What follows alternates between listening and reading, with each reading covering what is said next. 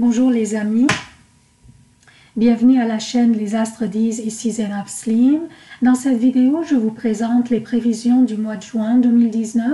Comme d'habitude, je commence par un préambule qui consiste aux prévisions générales du mois de juin, et ensuite je passe aux prévisions propres à chaque signe.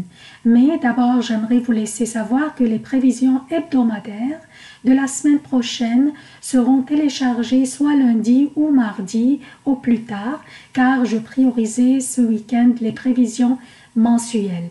Mais heureusement, les prévisions de la semaine passée contenaient aussi celles du lundi 3 et mardi 4 juin. C'était pas prévu, en fait, c'était par hasard. Mais des fois, le hasard joue pour nous. Hein? Donc, pour les prévisions de lundi et mardi, je vous propose de consulter les dernières minutes des vidéos de la semaine passée. Et je téléchargerai les vidéos de la première semaine du mois de juin, de la semaine prochaine, soit lundi ou au plus tard mardi. Aussi, j'aimerais demander aux amis qui consultent mes vidéos à travers ma page Facebook de vous abonner directement à la chaîne YouTube pour la soutenir, s'il vous plaît. Donc, je commence par les prévisions générales et je commence par les emplacements des planètes durant le mois de juin. Vénus est en Taureau jusqu'au 8 juin, puis elle entrera en Gémeaux. Mars est dans le Cancer jusqu'au 1er juillet. Jupiter est à son domicile, le Sagittaire est rétrograde. Saturne est à son domicile, Capricorne est rétrograde. Pluton est dans le Capricorne aussi et en rétrograde. Uranus est dans le Taureau, le Soleil est dans les Gémeaux et le 21 juin entrera en Cancer. Mercure est dans les Gémeaux jusqu'au 4 juin, puis il entrera en Cancer et y restera jusqu'au 26 juin, puis entrera dans le Lion. Neptune est dans les Poissons et commence à rétrograder le 21 juin. Nous débutons le mois de juin avec Mars et Mercure atteignant une déclinaison hors la limite normale. Ce qui fait que ces deux planètes, Mercure et Mars, seront hors contrôle et leur énergie nous atteindra en très haute fréquence. Voici, ça c'est le tableau qui montre la déclinaison de Mars. Ça c'est pour tout le mois de juin. On voit que la déclinaison commence par à peu près 24 et 15 et commence à descendre. Et pour Mercure, ça c'est le tableau de déclinaison de Mercure, il commence à une déclinaison de 25,05 à peu près pour remonter légèrement par la suite descendre. Toute planète dont la déclinaison se déplace au-delà de la limite solaire est appelée hors limite. La limite est de 23 degrés écart à peu près, donc à peu près ici, aux alentours d'ici. Donc on remarque que pour Mercure, il va être hors contrôle à partir du début du mois jusqu'au à peu près le 18 ou 19. Et pour Mars, on voit ici, ça doit être ici, donc jusqu'au à peu près le 18 juin. Donc, attendons-nous que ces deux planètes soient jusqu'à le 18 et 19 juin hors contrôle et leur énergie sera à son extrême.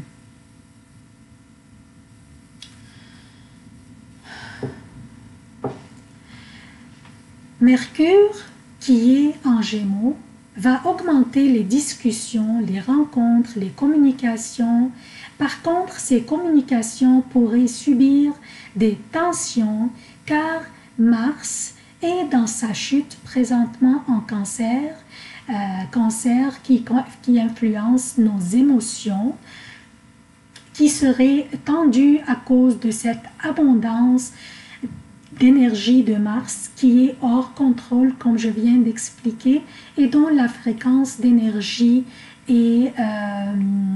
nous atteint d'une manière vraiment forte et puissante. Et en plus, Mars est en chute dans le Cancer.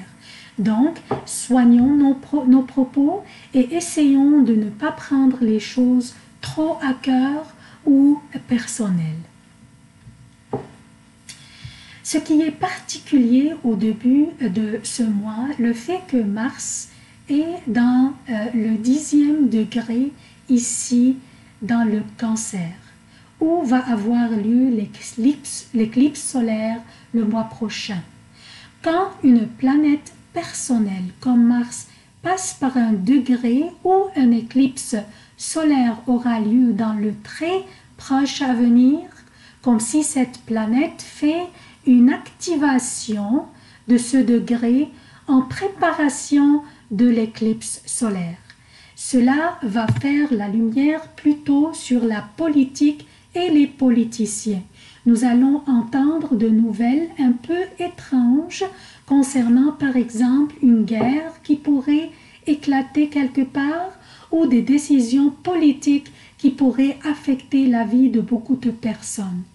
Donc, au début du mois, spécifiquement la première semaine, la lumière sera faite sur la politique et les choses seront très sensibles. Ensuite, peu à peu, nous allons apprendre que des décisions bizarres et surprenantes avaient lieu, car le plus qu'on avance dans le mois de juin, Mars va opposer spécifiquement à partir du 3 juin. Vous voyez, Mars va opposer Saturne. Saturne représente, avec sa présence en Capricorne, les présidents, les rois, les supérieurs. Et si c'est au travail, par exemple, nos supérieurs, donc les leaders en général, et les gens en position supérieure. Donc, nous allons apprendre des décisions surprenantes d'une autorité supérieure ou la concernant ont été prises. Le 3 juin, il y aura une nouvelle lune en Gémeaux ici, bien que cette nouvelle lune sera un peu intense à cause de l'opposition du Soleil à Jupiter qui fait un carré depuis longtemps avec Neptune. Et le Soleil fait aussi un carré avec Neptune, ce qui crée un aspect qui s'appelle un T carré. Donc, malgré tout cela, cette nouvelle lune est délicieuse en Gémeaux, car le gouverneur de ce signe, Mercure, est chez lui et la gouverneure du Taureau, Vénus, est chez elle aussi, et les deux sont heureux et confortables. Donc, beaucoup d'entre nous pourraient recevoir des nouvelles surprenantes et fort probablement bonnes concernant des nouveaux débuts. Donc, c'est nos graines d'intention. Durant la première semaine, les énergies sont abondantes et intenses. Nous avons Mars, le gouverneur du Bélier, dans sa chute ici dans le Cancer, Mars qui est le gouverneur du Bélier, et nous avons Chiron qui est dans le Bélier, faisant un carré avec Mars, le gouverneur du Bélier. Et le 4 juin, Chiron fera aussi un autre carré avec Mercure qui entrera dans le Cancer la même journée, soit le 4 mars, le 4 juin, pour joindre Mars. Et nous avons le nœud nord qui est conjoint à Mars en Cancer, ce qui intensifie l'énergie de ce dernier encore plus. Nous avons aussi le T carré que le Soleil fait avec Neptune et son opposition à Jupiter. Donc, Tous ces aspects signifient que nous allons apprendre des informations concernant une certaine autorité, que ce soit politique, religieuse ou même au niveau individuel du travail, qui abusait de son pouvoir, par exemple, et des décisions les concernant seraient prises pour leur enlever ce pouvoir. Le plus que nous avancions dans le mois, spécifiquement le 13 du mois, nous verrons que Mars sera en conjonction très étroite avec le nœud nord et opposera le nœud sud qui est aussi en conjonction avec Saturne dans le Capricorne. Le nœud nord et le nœud sud élargissent l'énergie des planètes à laquelle ils sont conjoints. Donc, le nœud nord, conjoint à Mars très étroitement, élargit l'énergie de ce dernier qui est déjà hors contrôle à cause de sa déclinaison qui est hors la limite normale. Et le nœud sud en Capricorne élargit l'énergie de Saturne qui est chez lui et oppose à Mars qui est en chute. Donc, nous allons avoir une lutte pour le pouvoir entre ces deux planètes, Mars et Saturne. Beaucoup d'entre nous, nous sentirons que nous n'avançons pas en proportion des efforts que nous déployons dans nos projets ou activités. Nous déploierons énormément d'efforts et nous nous sentirons toujours comme si nous étions au point zéro. Alors, la patience sera de mise durant ce mois-ci. À partir du 4 juin, Mars va opposer aussi Pluton et encore là, il y aura une lutte de pouvoir et nous entendrons dans les médias des nouvelles choquantes et surprenantes concernant des personnes haut placées ou en autorité ou des supérieurs si au niveau individuel au travail. Le 17 juin, il y aura une pleine lune dans le Sagittaire, ici. Et la particularité de cette pleine lune est qu'elle est conjointe à Jupiter, qui est chez lui en Sagittaire. Donc, son énergie, bien qu'il est en rétrograde, est très forte et très puissante.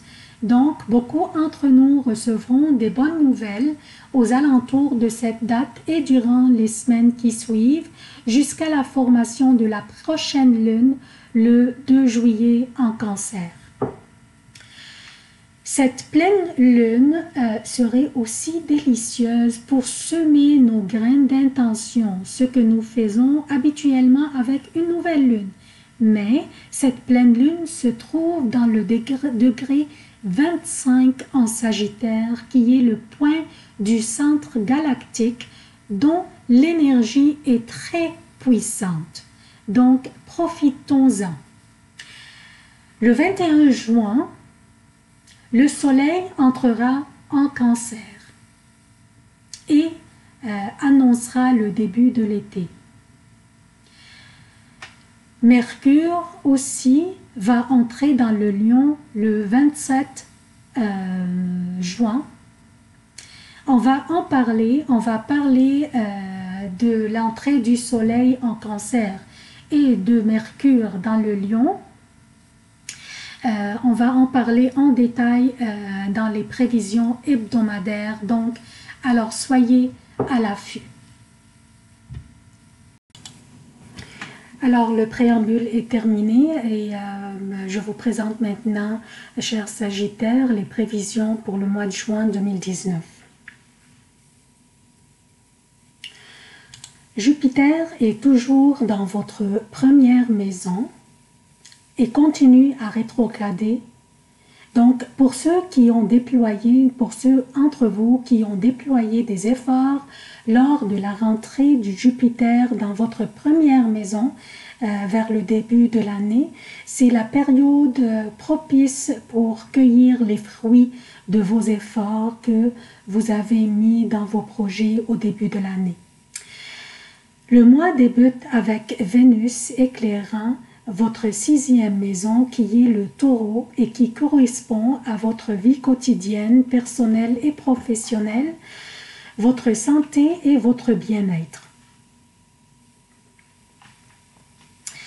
Vénus, en plus, fait des trigones avec tout ce qui se trouve dans votre 2e maison, soit dans le Capricorne, qui correspond à votre revenu, votre argent et tout ce qui a de la valeur dans votre vie.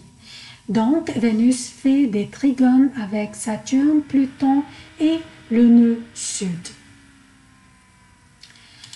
Ces trigones que fait Vénus de la maison 6 vers la maison 2 constituent des opportunités à ne pas manquer pour augmenter votre revenu ou trouver des opportunités d'emploi importantes. Surtout que Mars se trouve maintenant dans le Cancer, dans le degré où aura lieu l'éclipse solaire le 2 juillet. Donc, Mars, avec sa présence dans ce degré ici, fait une activation de ce degré en préparation de l'éclipse solaire. Le Cancer, pour vous, chers Sagittaires, est votre 8e maison et votre 2e maison.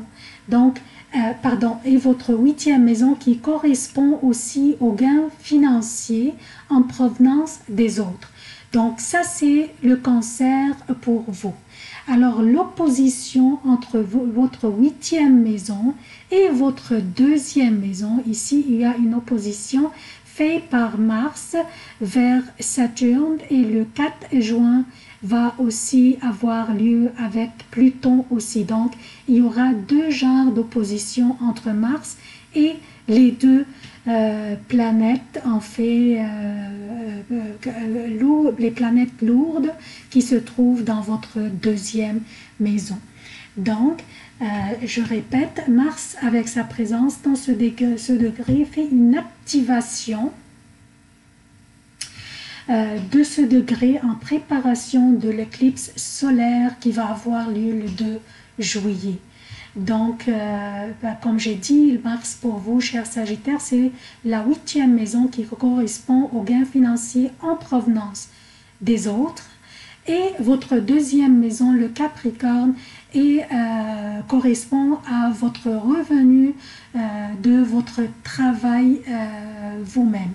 Donc, cette opposition entre votre 8e maison et votre 2e maison élimine des anciennes sources de revenus qui ne sont plus profitables et les remplacer par des nouvelles sources de revenus.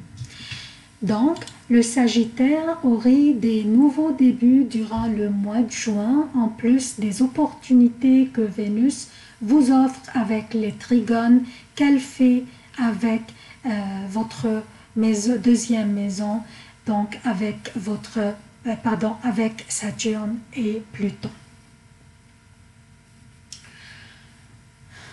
Durant cette période, le Soleil dans les Gémeaux, votre 7e maison, fait un T-carré avec Neptune et oppose Jupiter dans votre 1re maison. Ces aspects feront la lumière sur une relation de partenariat professionnel ou une dispute avec l'autre partie concernant des actifs immobiliers faisant partie de ce partenariat. Aussi, si au niveau personnel, le Sagittaire pourrait se voir en dispute avec le partenaire personnel, soit un époux ou un conjoint de fait avec qui il partage le foyer. Et ces disputes pourraient aussi concerner des biens immobiliers.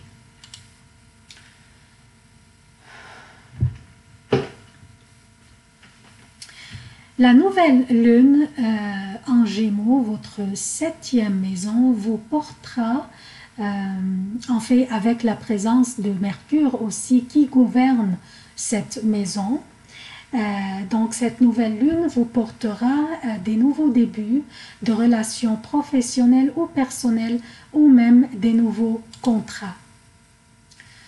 Le 4 juin, Mercure entrera dans le Cancer, votre 8e maison, et va augmenter le niveau de discussion et peut-être se disputer en ce qui concerne les revenus ou les biens immobiliers, que ce soit au niveau personnel ou professionnel. Vénus entrera dans les Gémeaux entrera dans les Gémeaux, votre 7e maison, le 8 juin.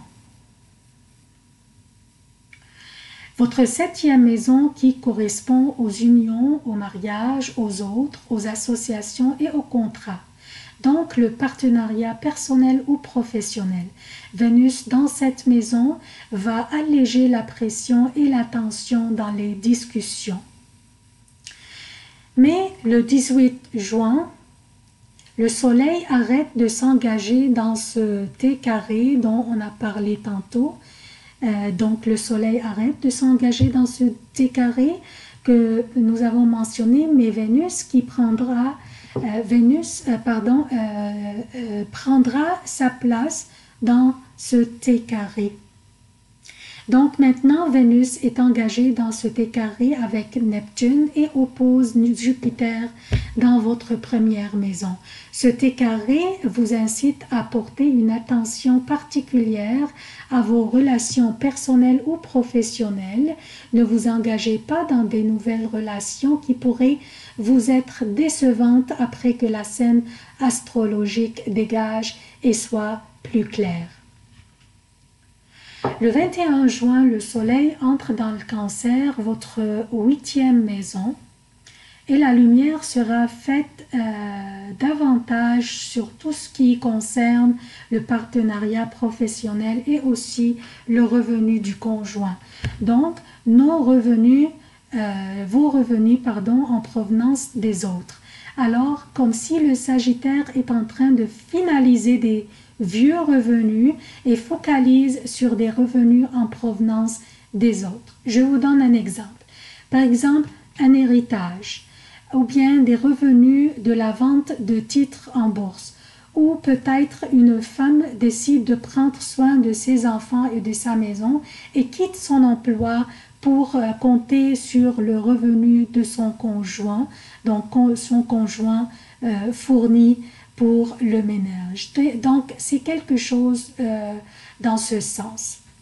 À la fin de cette vidéo, j'aimerais demander aux personnes qui se sentent affectées par Mars en Cancer opposant Saturne et Pluton, d'essayer d'utiliser cette énergie dans la méditation ou dans le yoga pour vous aider à utiliser cette énergie qui va être au contrôle en fait et pas saine à cause de la déclinaison de Mars que j'ai expliqué dans le préambule et aussi à cause que Mars est dans sa chute. Donc utiliser cette énergie avec une manière ou bien d'une manière judicieuse. Je vous remercie d'avoir consulté cette vidéo. Si je vous demande votre soutien de la chaîne, abonnez-vous, activez les notifications, aimez, commentez et partagez les vidéos. Je vous aime beaucoup, à la prochaine.